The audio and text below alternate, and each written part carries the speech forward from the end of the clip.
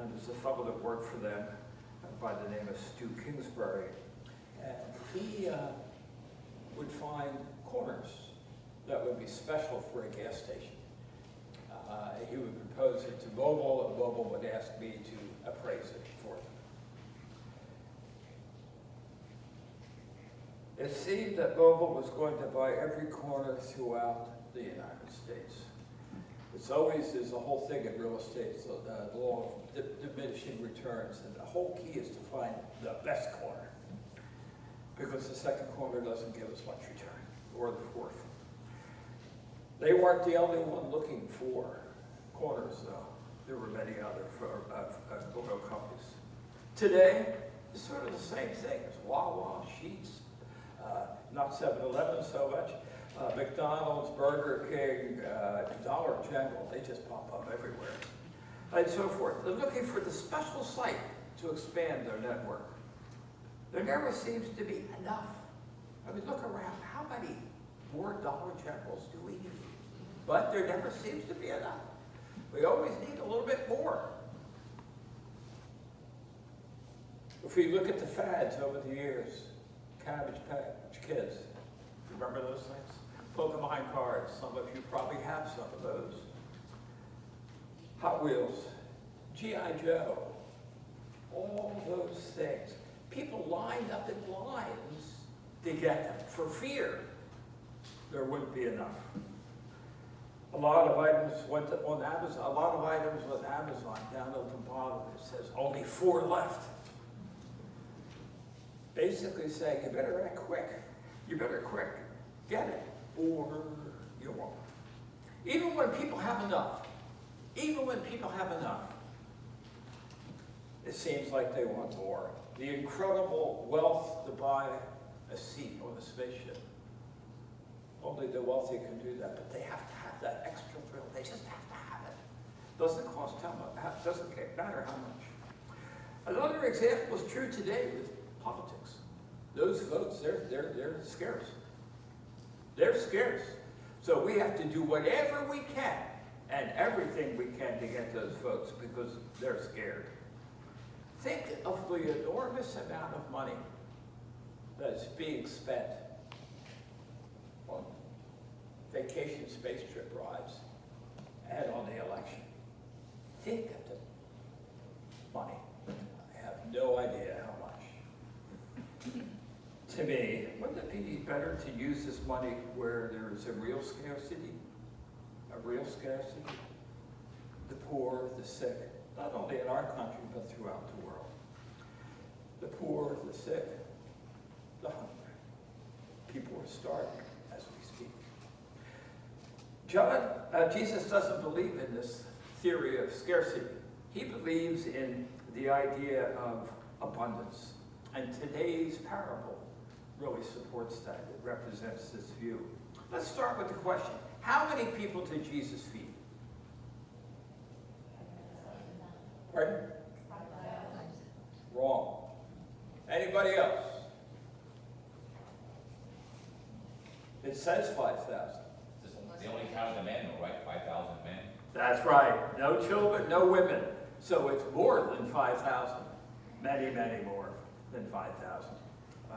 You know, in those days they were a little sexist too. They just include those women, you know. Probably Jesus had just heard that John the Baptist had been killed and thought, maybe he might be next. So he slipped into this desert place near the city of Bethsaida. Interesting. It really means, that literally means house of fishers, by the way. The area was outside the jurisdiction of Herod. Not like he might not go across, but it was outside his jurisdiction. However, while he couldn't, the crowd could follow Jesus, and they did. In this reading, Jesus was about to prove his divinity to the crowds that followed. He was moved by their compassion, and he healed the sick along the way.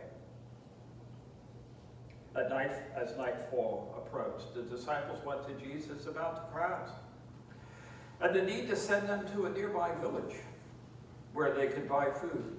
And Jesus countered by saying, they didn't need to leave. Rather, the disciples should give them anything they need.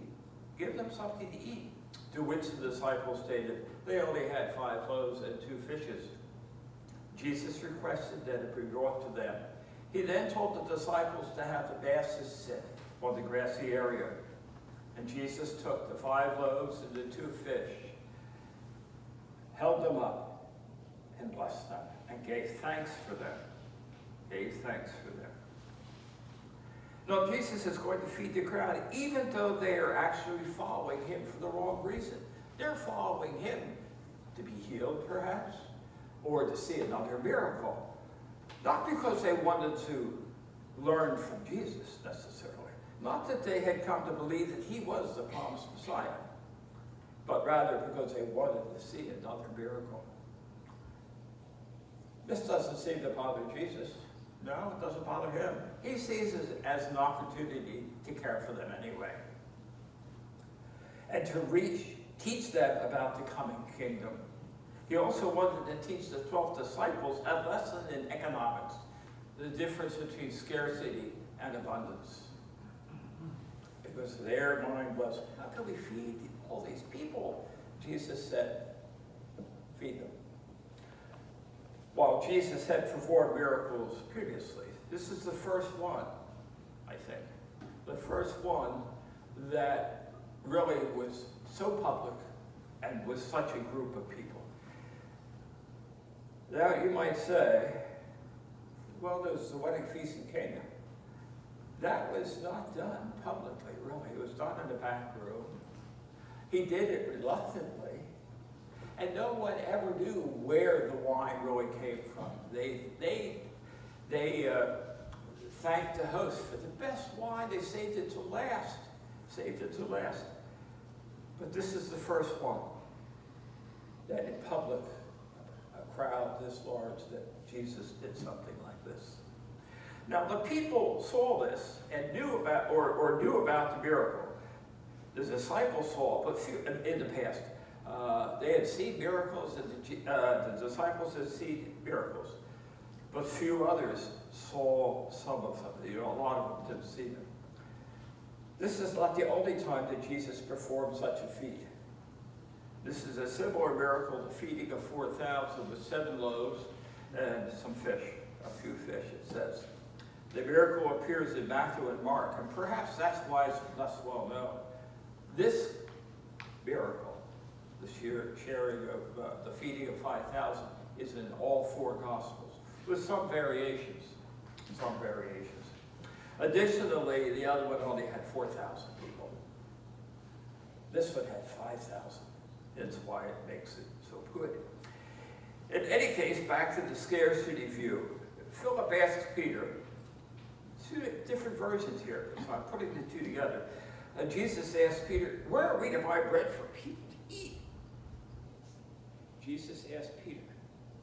It was a test for Peter to see how they would respond. He knew what he was going to do. The disciples responded that it would take a month's wages to buy the bread. And when they would find, and where would they find that much bread? They were looking at the lens through the lens of scarcity. One of them said, there was a boy that had 5 loaves of bread and 2 fish. Adding, that certainly wouldn't be enough. Jesus has a different view. Jesus told the disciples to have the people sit down. He took the bread, gave thanks, and distributed the disciples, who then distributed to the people, and the fish. In the end, there were 12 baskets filled with the remnants, the leftovers. Seeing this, many people say, surely this is the prophet who was to come into the world. And Jesus, realizing this, and fearful that they would force him to be king, went off by himself. But Jesus had been doing miracles in front of disciples all along. One would wonder, why would they believe he could do this? I mean, they've been seeing it. They've been seeing it. But they looked at the world through the lens of scarcity. It seems that the disciples were looking at the number of people, looking looking at Jesus, the food as being scarce, but also perhaps they were looking at Jesus as a scarce item too. A bit of there's only so much to go around.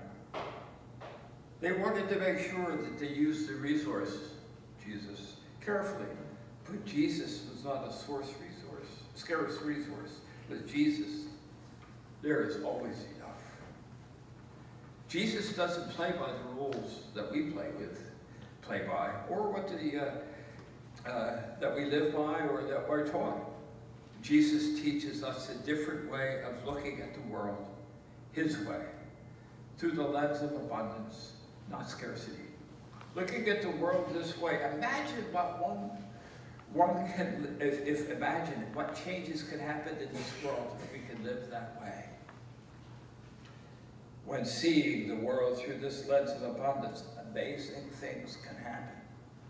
So, for example, and you may have heard this before, after 9/11, many of the planes around New York were diverted to a small city in Canada. Over 30 of them. And all their passengers, over 5,000 apparently. I'm not sure. The town grew by about 50%. They had X number and now they have 50% more. What did they do? Did they look at what they did have? Did they didn't know? Were they terrified? What happened? I don't know if they thought about this story in John, the feeding of 5,000, but they all hunkered down. They all hunkered down and fed those people. They took care of those people. At a time of crisis, there is always enough. If we look through the lens of abundance. I'm just thinking of my first trip to Vermont to visit my nephew. I did it on Leaf Peeper Weekend. I didn't realize Leaf Peeper Weekend was a big thing in New York, in Vermont. And there were no rooms. I stopped at an information center. I said, hey, how far is it to Marlborough College? And they said, 20 miles or so. I said, any hotels there? And he laughed at me. And he said, there are no hotels. This is Leaf Peeper Weekend. I'll find you a room. People open their houses. And for $5 or $10 I gave them for a room, they kicked their kids out of their bed. I hope they changed the sheets. But there's always more. There's always more. I don't know if they read this. But if we look through that lens of abundance, it's amazing. By the way, with this event in Canada, there's a Broadway musical that was written about it. Come from away. Come from. Anybody ever see that and hear about it? Neither did I until I was doing my research. I would venture to guess that probably each one of us in this room, all of us, have enough. We have enough food to eat, enough clothing to wear, we have good shelter, and so forth. Well, if we are really being honest with ourselves, it may not be enough. We might want more. We might want more. Now, the joke is when people say, a woman says, I'm going to buy another pair of shoes. Well, you can never have too many shoes. You know that, ladies, don't you? You can't have too many, and handbags, let me tell you. You know, always another handbag. Always, we want more. This is a feeling of not having enough. And it can create a feeling of disillusionment, discontent, and a quest for more. I hear so many people today talking about inflation, blaming it on this person or that person. Inflation is our fault. We bought too much. We bought too much, too quickly. It's our fault, no one else's fault. And everybody gets paid more. That adds to the inflation. You know, before, when I did my alternative service, I think I paid 29 cents for a burger. I think it was Hardee's across the Northeast High School in Philadelphia. I think it was 29 cents or 39 cents. I'll try to buy a burger now. but those people were being paid maybe $1 an hour. Today they're being paid 15 or more. It all adds to that inflation. We all talk about the cost of food. I hear it a Dutch way. My bill's going up. But few of us really suffer from not having enough. Think about the next snowstorm that comes. You better get your milk and bread now, just in case. Now, of course, there are many people in this country and in Schuylkill County, and throughout the world, who are hungry and homeless, not having enough. I wonder if there is a connection between the two.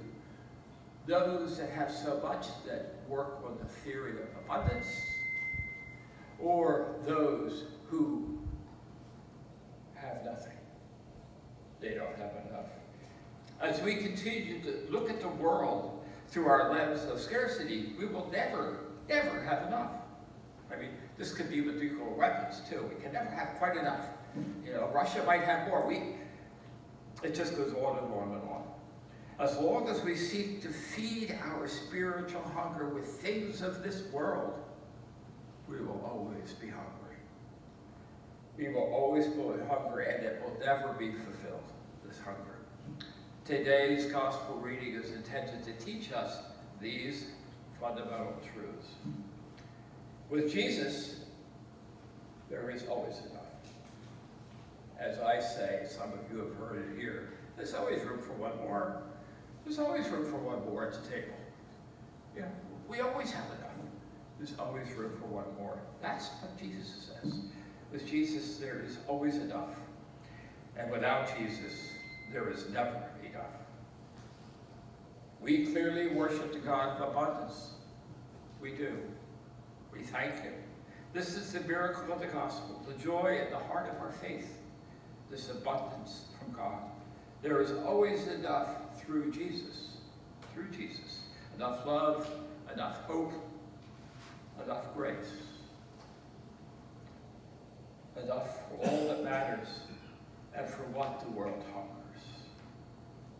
By the way, did you notice in the reading the first thing that Jesus did when he got the bread and the fish?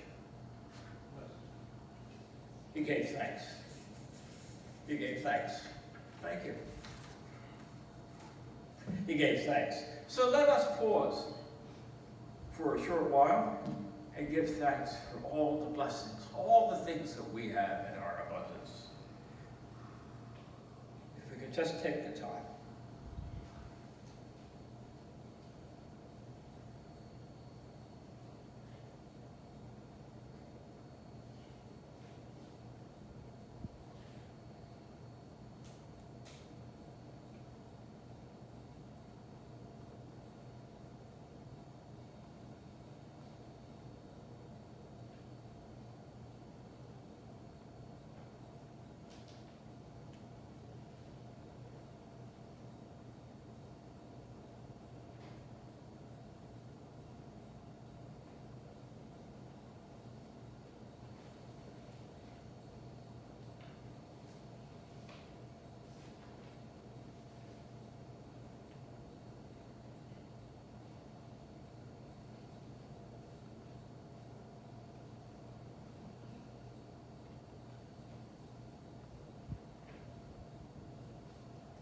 Amen.